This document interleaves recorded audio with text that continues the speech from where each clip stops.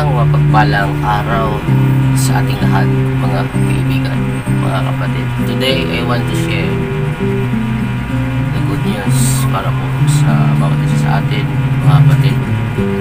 Ito po ay aking pinamagatan, The Silent Savior. Ang text po natin, mga kapatid, ay magbabasa po sa Isaiah 53 verse 7, mga kapatid. At babasahin ko po ang salita ng Diyos.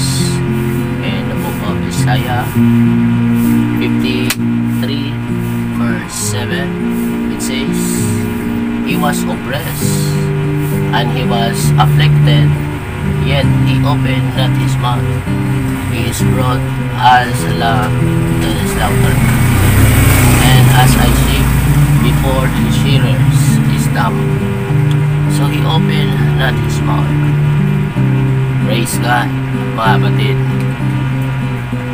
Ito po'y sulat ni Isaiah, mga kapatid.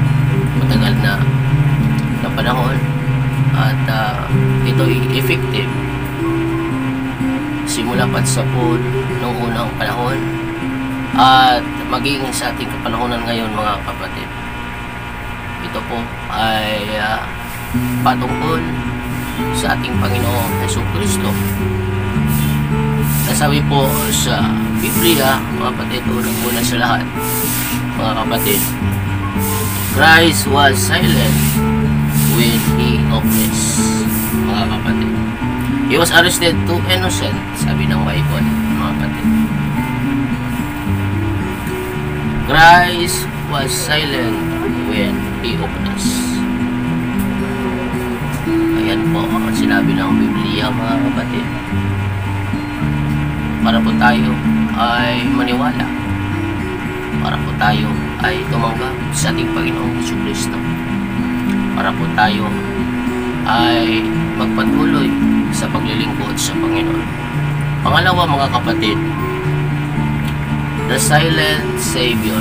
Dahil po, sabi po ng Bible, Christ was silent when He afflicted. Ano po ibig sabihin yan, mga kapatid? Bible says silent when He was scourged. Kapatid,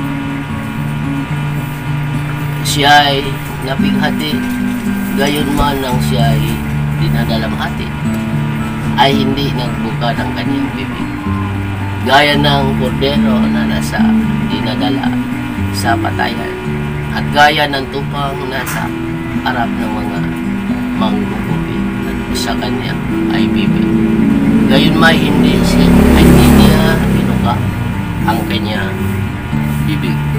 Mga kapatid, ito po yung Savior nating lahat, mga kapatid, na matagal na po na gusto niya, mga kapatid, na lahat ng tao ay lalapit sa Kanya. Lahat ng mga tao sa ibabaw ng mundo, mga kapatid, maniwala gaya ng sinabi ko, mga kapatid. Matapos niyang pinaniwalaan ang salita ng Diyos, Kanyang tinanggap ito ang Panginoong Hesus. Higit sa lahat, mga kapatid, pinaglingkuran ang Panginoong Hesus. Maglingkuran ang Panginoong Jesucristo. Dahil iyon po ang ibig ng Diyos sa bawat isa sa atin, mga kapatid. Iyon po sinabi ng Biblia, Christ was silent when oppressed. Hindi siya umihimik, mga kapatid, kagaya ng tupa, sabi ng Biblia, mga kapatid. Hindi niya binuka ang kanyang bibig. Giantos niya ang tanan mga kasakitan para kita mutuo kaniya, para ang lahat ay maniwala, magbilib, manampalataya, tumanggap sa salita ng Diyos, tumanggap sa ating Panginoong Jesucristo, mga kapatid ko. Amen. Number 3, mga kapatid, sabi ng Biblia, The Silent Savior, it's because, mga kapatid, Christ was the silent lamb. Kagaya po ng tupa, mga kapatid. Diba ang tupa ay hindi siya umiimik. Napaka-amo niya, mga kapatid.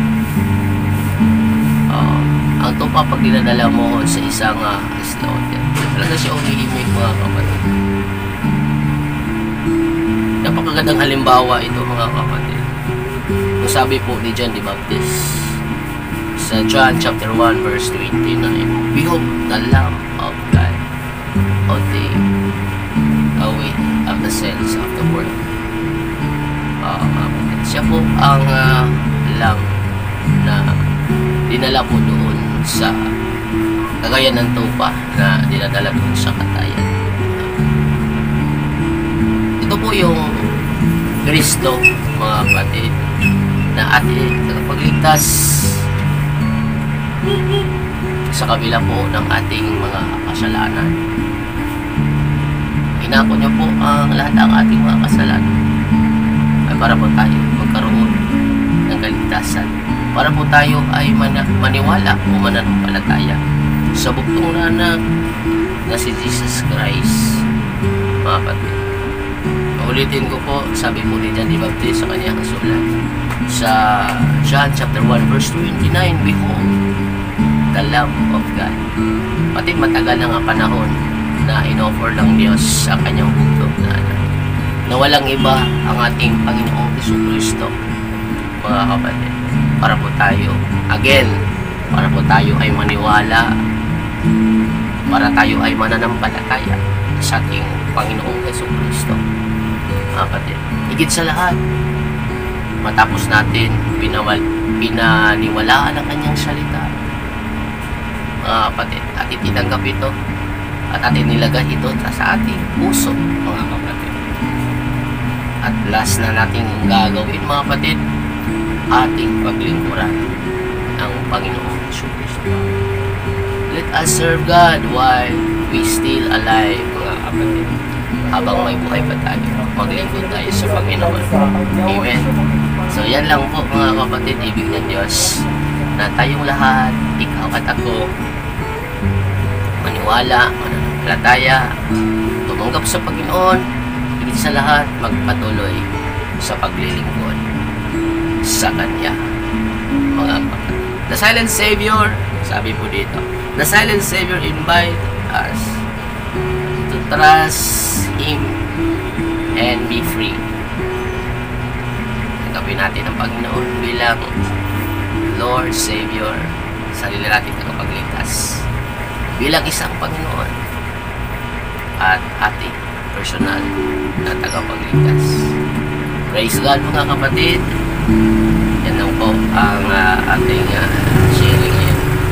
Maraming salamat po sa ating lahat, mga kapatid. At Diyos, mga panalangin sa matag sa kanado.